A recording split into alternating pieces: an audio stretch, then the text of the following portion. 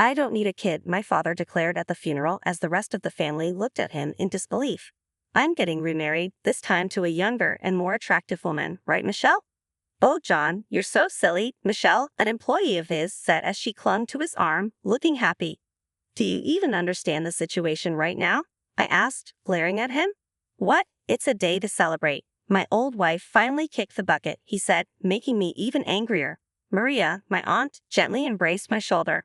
I'll take Sally with me, she said firmly. I won't pay child support, my father responded. That's fine, Maria declared, hugging me. From that day, I started living with my aunt and her husband. I didn't hear from my father at all, but a month later he suddenly called. Hey, help me out, he said. Who is this? I asked. It's your father, he replied.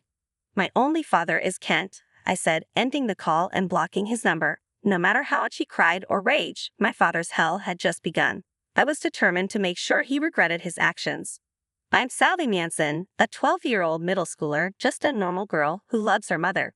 Being an only child, I get to do whatever hobbies I like and have quite a bit of freedom. My mother is very kind and rarely gets angry, but when she does, she's really scary. However, I always think it's my fault for doing something bad. Other than that, we get along very well, often going shopping together on weekends. My real father is a man named John, a very irresponsible person. Even as a child, I wondered why my mother married him. Once, I asked her why, but she just smiled awkwardly and said, "You'll understand when you're older." Honestly, even as a middle schooler, I still have no idea why my mother chose him. He was always out having fun, and I have no memories of playing with him. More often, he treated me coldly, and I hated him. I didn't talk about it much because it made my mother sad. I still had dreams about marriage, though. That's because my Aunt Maria and her husband Kent were an ideal couple. Maria, my mother's twin sister, is very kind and sometimes strict. She dotes on me, and even though she's my aunt, she feels like a sister to me. I adore her husband Kent, as if he were my brother. They don't have children because of an illness Kent had in the past that made it impossible for him to have kids. Kent was a childhood friend of my mother and Maria, so Maria knew about his illness and its effects. Still, when they decided to marry, my grandparents strongly opposed it. But Maria boldly went ahead with the wedding, as my mother told me. Until I was born, Maria and Kent were estranged from my grandparents. However, my birth brought them back together, and now they have a great relationship. However, my father ridiculed Kent. He kept saying unbearable things, like calling him a failure for not being able to have children or accusing him of marrying for an inheritance. That's why I despised my father and swore never to become an adult like him. Right after I started school, my grandparents threw a celebration party. Their house is enormous. They seem to be local landowners with several businesses. My mother, Maria, and Kent each run one of my grandparents' companies. In contrast, my father is just a regular employee in one of their companies. As a child, I found this odd, but seeing my father's behavior, even I understood he could never be trusted with a company. Yet it seemed to bother him a lot. At the party, while pouring a drink for my grandfather, he started talking nonchalantly. Hey, maybe it's about time you let me run one of the companies, huh? It looks bad, having the wife as the boss and the husband as a low-level employee. The previously warm atmosphere suddenly turned cold. I sighed and took a bite of my cake. My father, oblivious to the mood, continued, "Or maybe we could just swap the positions, right? That would solve everything." "Let's not have such vulgar discussions at Sally's entrance celebration," my grandfather said, trying to defuse the situation. My mother interjected, "What vulgarity?" My father yelled, his voice echoing in the room. Seemingly due to the alcohol, he appeared unable to control his emotions. In contrast to my calmly speaking mother, my father's aggressiveness was almost comical. "Why do I have to be a regular employee anyway? I took over my current position through proper procedures," he argued nonsensically. "Act more like a wife," he added, making even less sense. Just as everyone was starting to realize the conversation was going nowhere, my grandfather spoke up. "If I left it to you, the company would be ruined in no time," he said. "What?" my father exclaimed, his face turning red as he fell silent. Finally, the room quieted down, and my grandfather's calm voice filled the space. "After all, you hadn't forgotten that you're in this position because of the disrespect you showed to an important client, have you?" This time, my father turned pale and stepped back. My grandfather began to slowly tell the story, as if speaking directly to my father. "The company where you work was originally supposed to be yours to run as the president, but before the announcement of your appointment, you had an affair with the daughter of the president of our most important client. When the client's president found out, he stormed in, threatening to stop all transactions, which almost drove the company to bankruptcy. Hearing this, I felt embarrassed and pitiful for my father. But that was 10 years ago. It's past the statute of limitations, right? My father stammered, trying to justify himself. It's not for you to decide the statute of limitations, my mother interjected, cutting off his argument. My father glared at her in frustration. Clicking his tongue, he downed his drink in one gulp and left the room. Sorry for spoiling the celebration, my grandfather said. No, it's my father who should be sorry, I replied. My grandfather shook his head and patted my head. Since my father had left, we restarted the celebration without him. I received an electronic dictionary from my grandparents, a book voucher from my mother, and the sneakers I wanted for Maria and Kent. I was in high spirits. When my mother and I got home, my father had already returned. Seeing the shopping bag I was holding, he clicked his tongue loudly. Lucky you, getting everything you want. It's a gift. It's only natural, I said. Yeah, my bad. He apologized insincerely and went into his study. His attitude dampened my spirits, but the gifts still made me happy. That night, Maria and Kent invited me on a summer vacation trip. They were going abroad and thought it would be nice to take me along. My mother, having a business trip during that period, happily agreed to let me go. I thought my father would be displeased, but surprisingly, he was positive about it. Hey, that's great. Have a nice trip. I won't be here either. I've got a business trip, he said. It turned out he had a business trip during the same period. I was braced for a snide remark or two, so this caught me off guard. Despite always complaining about work, my father was cheerfully preparing for his trip. It felt odd, but I was too excited about my trip to dwell on it. On the trip, I had a wonderful time with Maria and Kent. Beautiful scenery, delicious food. It was a luxurious vacation. Sally, is there anywhere you want to go? How about shopping together tomorrow, just the two of us? Maria asked. Really? I'd love to, but what about Kent? I replied. When I looked at Kent, he smiled and nodded. I was so happy I hugged Maria. Then Maria hugged me back. You're always such a sweetheart, no matter how old you get, she said. Sally, I'm not a baby. I'm in middle school, I said. Sorry, Maria replied, still smiling. The next day, as planned, we went shopping. Kent had something he wanted to do and left earlier than us. Wow, this is amazing. This one's cute too, I exclaimed as Maria and I excitedly chatted and laughed in the store. Once our hands were full with shopping bags, we sat at a terrace to have some tea and enjoy delicious cake. We were having a great time talking, but suddenly Maria fell silent and stared at one spot. What's wrong, Maria? Oh no, she said. I followed her gaze and couldn't help but exclaim. There was my father with a young woman, both wearing frivolous aloha shirts and getting cozy with each other. That man, Maria started. Wait, Maria, it's okay, I said, trying to calm her down. Maria looked like she was about to explode in anger, but I managed to calm her down. This wasn't the first time my father had an affair. It had been happening since I was little. At the worst times, he would even take me along to meet his mistresses. I loved my mother dearly, so of course I was furious with him. After that incident, he stopped taking me along. Given his history, my feelings towards my father's infidelity were just a resigned acceptance. We should tell Mom. For now, just ignore it, I suggested. Ignore it, Sally? Maria questioned. Yes, you're right. Let's just take a picture and send it to her, she said, snapping a photo and sending it to my mom. I was curious about how my mom would react, but I assumed it would end with her dropping the hammer on him as usual. However, just before we were due to return home, I received a call from my grandmother with unbelievable news. Sally, calm down and listen. Your mother, she died in an accident. What? I was so shocked that I dropped the phone. Maria picked it up, and after hearing the same thing from my grandmother, she broke down in tears. Kent took over the call, but both Maria and I could do nothing but cry. We returned home and went straight to the hospital where my mother had been taken. The moment I saw her there, I burst into tears. Mom, this can't be. Maria collapsed in shock. Kent accompanied her to another room while I stayed and listened to my grandparents explain. My mom had jumped in to save a child who dashed into the street, becoming a human shield. She was hit by a car and severely injured. By the time she reached the hospital, it was too late. The child had only minor injuries and was otherwise unharmed. I just stood there, numb, listening to the story. By the way, where's John? My grandparents asked. We can't get a hold of him, I replied, mentioning that my father was abroad and also telling them about the woman he was with. My grandfather was furious. Finally, we managed to contact my father 2 days after my mother's death, just as the funeral was about to start. Dying to save a kid. What a foolish thing to do, my father said unapologetically. How can you say that? I snapped.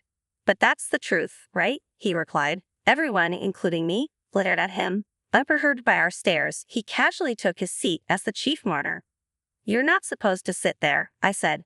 Ha! I'm the chief mourner, my grandfather said firmly. My father, looking displeased, moved from the chief mourner's seat to sit behind it. It was after the funeral when things took a shocking turn. My father suddenly stood up, went to my mother's side, and unbelievably threw his wedding ring at her. What are you doing? I exclaimed. It's over between us now, right? No need to pretend any more, he said, bursting into loud laughter. Now I'm free, he declared boldly, pointing at me with a half-smile. I don't need a child. Everyone at the funeral looked at my father with disbelief as if they couldn't believe what he just said. I'm getting remarried, this time to a younger and more beautiful woman, right, Michelle? He called out to a woman named Michelle from the crowd of employees. He embraced her and Michelle, looking pleased, clung to my father's arm. Do you even realize what's happening here? What? It's a day to celebrate my old wife finally kicked the bucket, my father declared callously. I glared at him, but Maria gently hugged my shoulder. Sally will come with me. I won't pay child support, Maria declared firmly, holding me tight. From that day on, I started living with my aunt and her husband. There was no contact from my father, but a month later, he suddenly called. Hey, help me out. Who is this? He said. It's your dad? My only father is Kent, I replied, then hung up and blocked his number. No matter how much he cried or pleaded, my father's hell had just begun. I vowed to make sure he regretted everything. After I'd blocked him, my father seemed to have called various relatives, but none of them who knew about what happened at the funeral wanted anything to do with him. He was blocked by everyone he called. Finally, he showed up at my grandfather's company. I happened to be there delivering something I forgot, so I listened in disbelief to my father shouting outside the CEO's office. It was just a momentary lapse in judgment, he yelled. So you're the kind of man who, in a momentary lapse, throws a ring at your deceased wife? My grandfather responded. There was a moment of silence behind the door. My father was probably trying to think of an excuse. Just as I thought, he came up with one. I was just confused. I didn't mean any harm. I was upset because I loved her, he explained. I can't believe this, I muttered in disbelief. My father, with his sharp hearing, caught my voice. Hey, Sally, are you there? Tell your grandpa that I loved your mom. I loved her. I was so angry I felt like I might faint. My grandfather patted my shoulder and nodded at me. I took a deep breath and then replied to my father, Grandpa, everything he says is a lie. He never loved Mom or me. Are you kidding me? My father was yelling and banging on the door from the other side, but his actions couldn't stop me from speaking the truth. He always cheated, making Mom sad. And he never said anything nice to me. He's not a father. My words made my father even angrier. Finally, he kicked the door. Who do you think raised you all these years? If you're going to talk like that, pay back all the education expenses right now. At that moment, I realized all he cared about was money. Actually, my mom left a will. In it, she wrote that my father wouldn't get any inheritance as compensation for his infidelity. You say pay back, but you never contributed to living expenses, did you? It's all written in the will. You shouldn't have meddled, my father spat out resentfully. His selfishness gave me a headache. Then he said something even more unbelievable. I'm not divorcing her so as the parent of a minor. I should manage her money, right? Huh. I was completely astounded. It was my father who said he wanted a divorce, and the divorce papers had already been processed. In other words, their divorce was final. What are you talking about? Shut up. Children should not interfere. I'll tell the office that the documents we submitted were a mistake, he declared. He didn't realize that once documents are accepted by the office, they can't just be withdrawn unilaterally. Even as a middle schooler, I understood this. Why couldn't my father? You're just a stranger now. The office won't accept such a one-sided request. No, we love each other. I'm sure it'll be fine. His overconfident words made both me and my grandfather look at each other and laugh. We could feel my father getting more irritated from behind the door. What? You're making fun of me. Hey, don't you know Mom wanted a divorce? What'd she get? He shouted.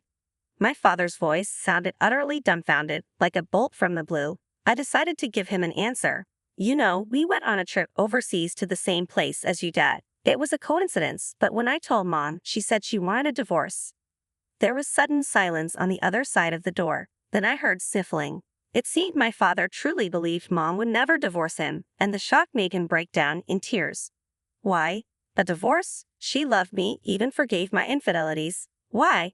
Maybe she reached her limit of endurance. My pinpoint words made him cry even more audibly through the door. Yet I couldn't feel any sympathy for him. Anyway, it's time for you to leave. What? Wait, hey, what are you doing? Let go of me. It seemed like the security guards had arrived, and after a few moments of scuffle, the commotion on the other side of the door quieted down. Grandpa and I sat down, taking a breath. What did my daughter see in that man? I'd been wondering the same, Grandpa sighed, looking at me. We then started laughing. After a good laugh, Grandpa called the company lawyer and headed to the police station. Dad was issued a restraining order against us, complaining all the while, but he couldn't stand up to the police and eventually accepted it. Then a few days of quiet returned. I missed Mom terribly, but having Maria around helped distract me a bit. Sally, let's go shopping, okay? We had moved into Maria's house, so we went to a nearby department store to buy some essentials. From a distance, a disheveled man approached. "Eat that!" I yelled out as he suddenly grabbed my arm. His hair was unkempt, and he was dressed in dirty clothes. It was my father.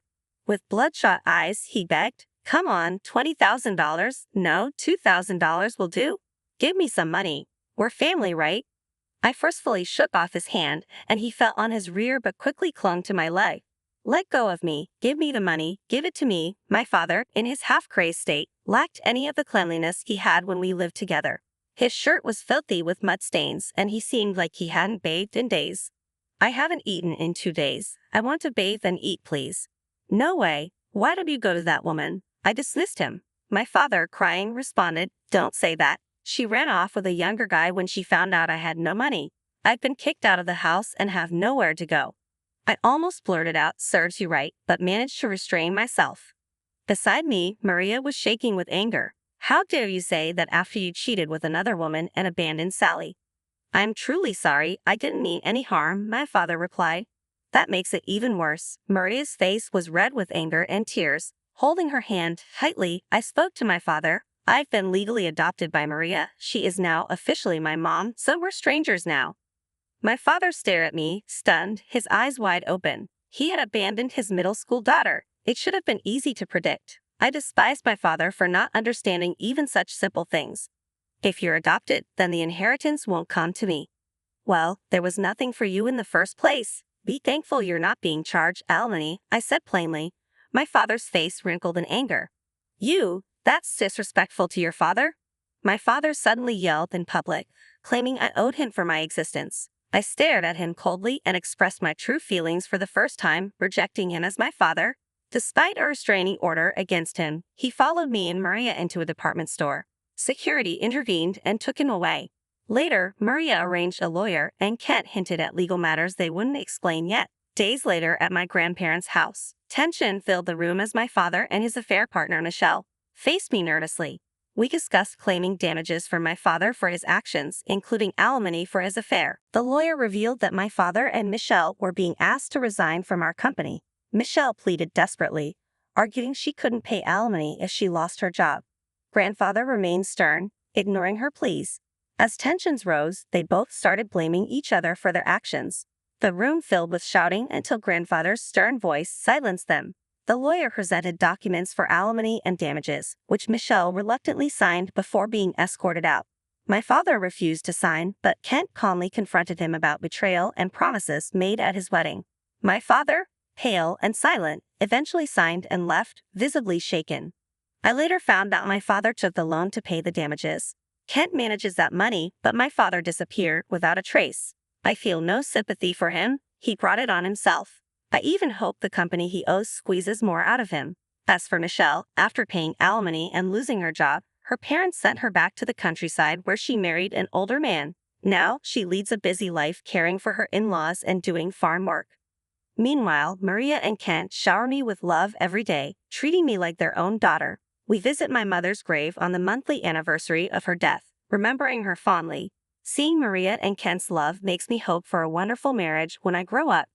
My relationship with my grandparents is great. They're considering building a vacation home for my future studies abroad, though I'm just a middle school student now. I'm busy with school and student council work, enjoying discussions and solving problems. At home, I've become engrossed in translating a book my mother loved, dreaming of becoming a translator myself.